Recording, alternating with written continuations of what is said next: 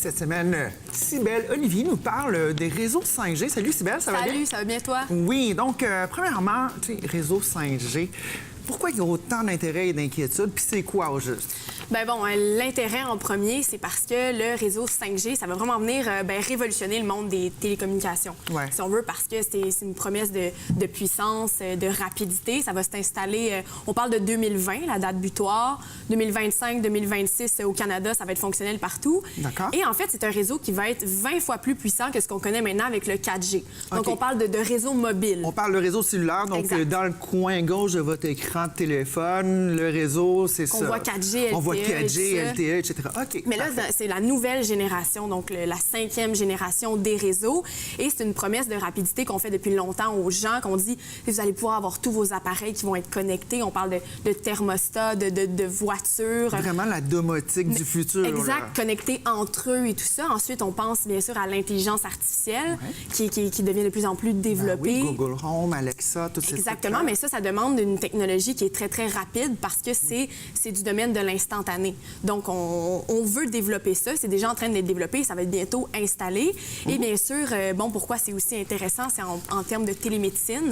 Ouais. Parce qu'on peut imaginer maintenant, d'ici quelques années, des médecins qui vont être capables de faire Du d'aider- monitoring à distance. Exact, d'aider un moniteur patient, par cardiaque, exemple. etc. C'est ça, d'aider un patient qui s'en vient le voir en ambulance, par exemple. Donc, c'est vraiment impressionnant pour ça. Ouais, Mais oui. le niveau inquiétude, c'est plutôt les risques pour la santé. OK.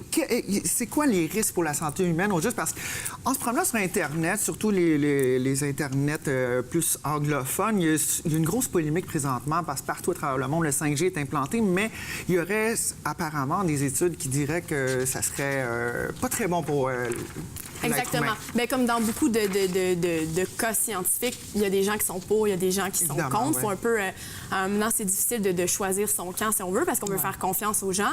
Mais notamment, de ce que tu parles, il y a quelque chose qui a alarmé les gens. C'est une lettre qui a été écrite par 171 scientifiques qui demandaient à l'ONU de stopper la 5G. Parce que selon leur lettre, ils expliquent qu'en fait, d'installer ça aussi rapidement, ça revient à faire une expérimentation sur la nature, sur les humains. Wow. Et ça, ce serait un crime en vertu du droit international. Bon, là, je cite la lettre. Oui, non, je comprends, mais Mais- ça va loin, là. Exactement. Donc, il a dit, faites attention, ça va trop vite. D'ici 2020-2025, vous n'aurez pas assez eu de temps pour, en fait, exploiter cette technologie-là pour voir c'est quoi les réels effets sur la santé. Wow. Parce que ça peut être des effets, notamment, on pense au cancer, à des tumeurs qui peuvent être développées. Donc, ça peut faire assez peur. Donc, c'est parce que c'est une onde électromagnétique, un petit peu comme les ondes radio, etc. Exactement.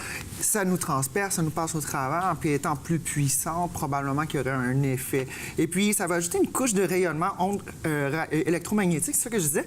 Puis, les nouvelles antennes vont être installées un petit peu partout. C'est déjà commencé. J'ai vu certains Oui. endroits, là, les antennes sont beaucoup plus petites, mais ils sont comme Ils toujours sont partout. engroupés. Oui, ils sont vont être, partout. Ils vont c'est être vrai. installés, on parle qu'ils vont être installés aux 200 mètres. Donc, c'est exactement, ça va changer notre paysage médiatique complètement. Je veux dire, notre paysage numérique et environnemental et tout ça, parce qu'il va en avoir beaucoup. Là, les gens s'inquiètent à savoir est-ce que ça va plus nous affecter? Est-ce que, c'est cette nouvelle couche-là qui va être installée, comment ça va affecter notre corps, comment ça va affecter notre environnement? Ouais. Et c'est ça, en fait, qui devient assez alarmant pour certaines personnes. Oui. Et puis, on n'a plus d'antenne, mais est-ce que c'est dangereux pour autant? Parce que les plus vieux se souviendront, les antennes sur les cellulaires, ça a déjà été sortant, ça protrudait. Là, aujourd'hui, un téléphone, si on voit une antenne, on part à rire. C'est comme, c'est Ouais. presque une joke, là. Bien, les autorités publiques, en général, disent qu'on n'a pas à s'inquiéter. C'est pas parce qu'il y en a plus qu'on va être plus à risque. Parce que, surtout, la raison pour laquelle il y en a plus, c'est que la portée du rayonnement est moins grande que mettons, les antennes de 5G, de 4G et celles antérieures. Donc, il y a une portée moins grande et les autorités disent quand même qu'on n'a pas à s'inquiéter. Parce que les études ont été faites selon des études scientifiques assez poussées quand robustes même. là-dessus. Quand on pense, par exemple, au cancer, aux tumeurs, quand on parle d'infertilité, d'expression des gènes et tout ça, Ouais. ils se sont fiés là-dessus pour imposer finalement des limites. Ouais. pour dire on a le droit à tant ou tant de limites à l'exposition, au rayonnement et tout ça.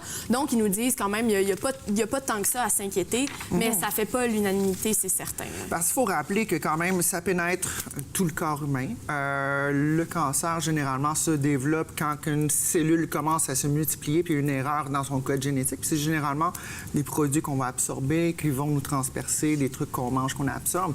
Donc, c'est vraiment super intéressant. Puis les effets sur la biologie, si tu peux m'en parler un petit peu, grosso modo, là, dans les tests qu'ils ont fait, qu'est-ce que ça... En fait, ce qu'ils disent, c'est que ça va pas nécessairement...